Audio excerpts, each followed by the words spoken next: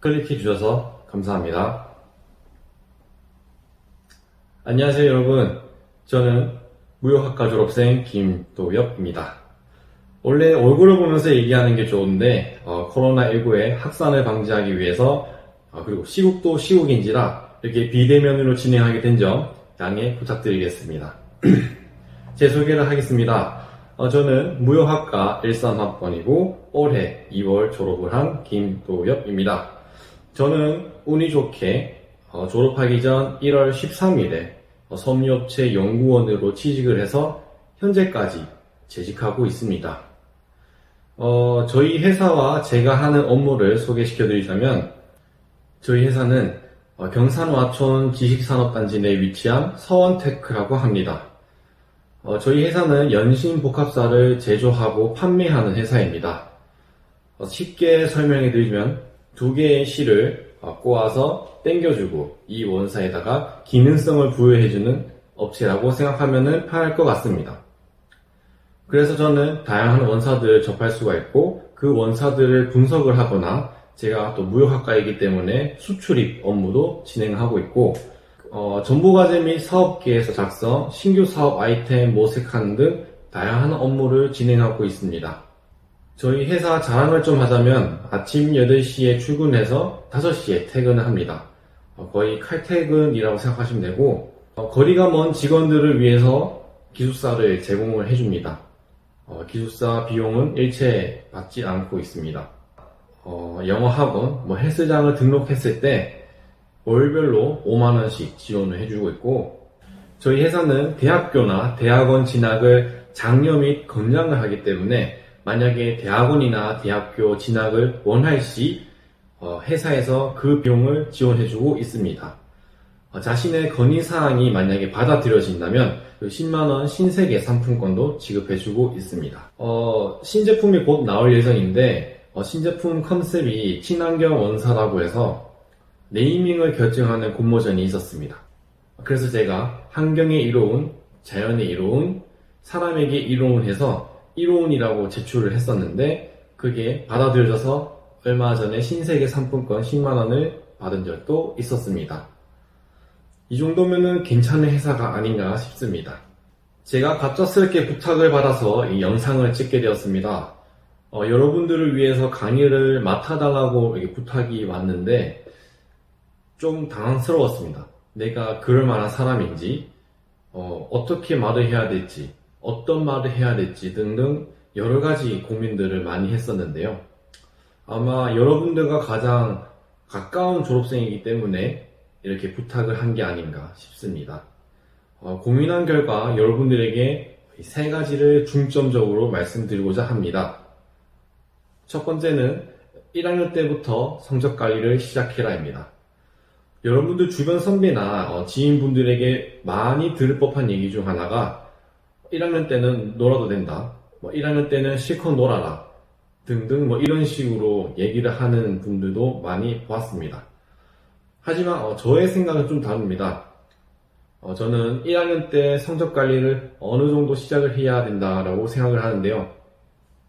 제 주변에서도 1학년 때 성적 관리를 안 해가지고 나중에 고학년이 돼서 재수강을 하고 학점을 맞추면서 시간을 좀 낭비하는 것들을 많이 보았기 때문입니다. 그 시간 동안 다른 사람들은 이미 공모전 준비라든지 토익 준비, 자격증 준비 등 자신의 커리어를 쌓고 있을 때 똑같은 과목을 들으면서 시간을 좀 비효율적으로 사용하고 있는 모습을 많이 목격했었기 때문입니다. 그래서 1학년 때부터 성적 관리를 시작해가지고 나중에 시간을 효율적으로 쓰면서 자신의 커리어나 스펙을 쌓는 것이 자신의 경쟁력을 가지는데 더 괜찮다고 생각을 합니다. 그러면 어떻게 성적 관리를 시작해야 할까라고 고민을 하시는 분들도 계실 텐데요. 저도 고민을 많이 했었습니다. 제가 했던 방법들을 소개해드리자면 철저한 복습입니다. 이 이야기가 좀 진부한 얘기인 것은 저도 잘 압니다. 하지만 그만큼 효과적이라고 할 수 있는 방법이기도 합니다. 저는 수업 시간에 교수님이 말씀하신 것들을 다 녹음을 했었습니다. 녹음을 해서 복습을 할 때 그 녹음한 파일을 듣고 공부를 했었는데 결과적으로 2번 수업을 듣는 거기 때문에 자신이 이해가 안 됐던 부분들도 이해가 되고 이해가 되었던 부분들도 확실하게 이해가 되기 때문에 좋은 방법이라고 말씀드릴 수가 있겠습니다. 여기서 중요한 것은 당일 수업 들었던 것들은 그 당일날에 복습을 해야 한다는 점 잊지 않으셨으면 좋겠습니다. 이러한 고민이 있는 분들도 있을 겁니다. 저는 책상에 오래 앉아서 공부를 못하겠어요. 집중력이 짧아서 계속 휴대폰을 보게 돼요. 저도 집중력이 되게 좋은 편은 아니고 공부도 잘하는 편도 아닙니다. 하지만 이런 고민들은 저도 고민을 같이 했었기 때문에 많이 공감을 했었는데요. 저의 극복 방법을 말씀드리자면 일단 무조건 책상에 앉습니다. 책상에 앉아서 책을 펴고 휴대폰을 만졌어요. 휴대폰을 1시간 정도 하면은 이제 큰일 났다라는 것을 직감적으로 느끼게 되는데요. 그러면 이제 막 공부를 합니다. 공부를 하다가 휴대폰이 만지고 싶을 때가 있어요. 누구한테 연락이 왔었는지, SNS상에서 누가 글을 남겼다라든지 이러면 궁금해서 보게 되잖아요. 그래서 저는 일단 시간을 정해서 봤었습니다. 한 15분만 만져야지. 그리고 이제 15분이 지나면은 딱 휴대폰을 놔두고 공부를 했었습니다. 그런데 자기가 만약에 15분이라고 시간을 정했는데 그 15분보다 훨씬 지났다. 예를 들면 7시 45분까지 봐야지 했는데 시계를 보니 8시가 넘었다. 어차피 8시 넘었는데 조금만 더 봐야지 이러면 바로 그냥 그날 공부 다 끝난 겁니다. 그래서 약속된 시간이 지나도 칼같이 끝내야 된다는 점. 그게 제일 중요하고요.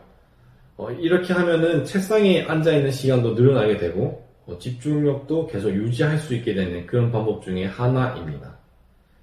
또 어떤 사람들은 공부를 하실 때 음악을 듣거나 백색 소음을 이용해서 공부를 하시는 분들도 계시는데요. 저도 이 방법을 써봤지만 그렇게 좋은 방법은 아닌 것 같습니다.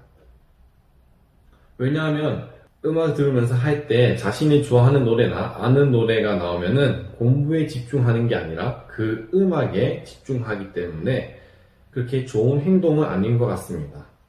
저는 굳이 하려면은 녹음한 파일을 듣거나 아예 안 끼거나 이 둘 중에 하나를 선택해서 했었습니다. 이거는 다만 개인차가 있기 때문에 여러분들에게 맞는 공부법을 빨리 찾는 것도 되게 중요하다고 생각합니다. 성적 관리는 너무 완벽하게 하라는 뜻이 아니라는 점, 적당하게 어느 정도까지 올려놔라 이런 말씀을 전해드리고 싶습니다. 두 번째입니다. 동아리를 활용한 스펙 쌓기입니다. 여러분들 로망 중 하나는 바로 동아리 활동일 거라 생각이 되는데요. 동아리 활동은 자신의 흥미에 따라서 결정이 됩니다. 운동을 좋아하시는 분들은 운동과 관련된 동아리를, 음악을 좋아하시는 분들은 음악과 관련된 동아리, 춤을 좋아하시는 분들은 춤과 관련된 동아리 등 각자의 흥미와 취미에 따라서 동아리를 결정하게 됩니다. 저도 야구를 되게 좋아했었기 때문에 1학년 때 야구 동아리에 가입을 했었고 나중에는 감독과 회계관리 담당까지 했었습니다. 그리고 3학년 때는 무역학과의 학술 동아리인 무역연구회라는 동아리를 가입을 했었고요. 이 연구회에 들어가서 회장까지 역임을 하고 졸업을 했었습니다. 이런 동아리 활동들도 자기소개서에는 되게 좋은 소스 역할을 하게 됩니다.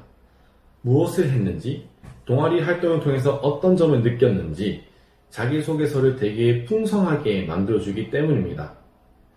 제가 면접을 볼 때도 면접관님께서는 이 부분에 대해서 질문을 해주시면서 많은 관심을 주셨던 기억이 아직도 납니다. 저 같은 경우에도 동아리를 통해서 스펙을 쌓았었는데요. 군대 제대 이후에 혼자서 스펙을 쌓으려고 했었습니다. 하지만 저 혼자 하기에는 정보가 매우 턱없이 부족한 상태였는데요. 한정적으로 정보를 얻을 수밖에 없었습니다. 그런 저에게 도움을 준 것은 무역학과 학술 동아리인 무역연구회였습니다. 저는 무역연구회를 통해서 2018년 12월부터 2019년 1월까지 엑스코 시설 운영팀에서 인턴 생활도 했었고요.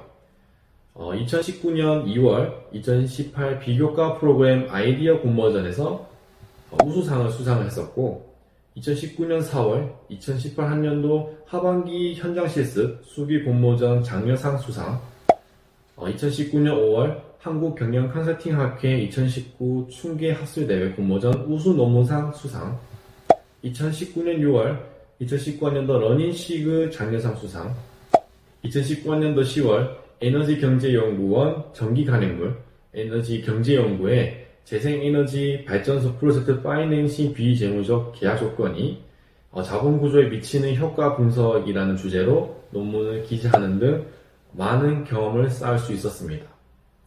과연 저 혼자였다면 이렇게 많은 경험들을 할 수 있었을까요? 제가 봤을 때는 가능도 했었겠지만은 불가능에 가까웠을 겁니다. 동아리라는 울타리 안에서 나와 목적이 같고 나와 뜻이 같은 사람들끼리 모여서 일을 진행하게 되면은 시너지 효과가 발생하기 때문에 더 좋은 결과물이 나오게 된다는 것입니다. 다양한 사람들과 만나면서 그리고 이야기를 나누면서 견문을 넓히면 다양한 관점에서 생각을 할 수 있게 됩니다.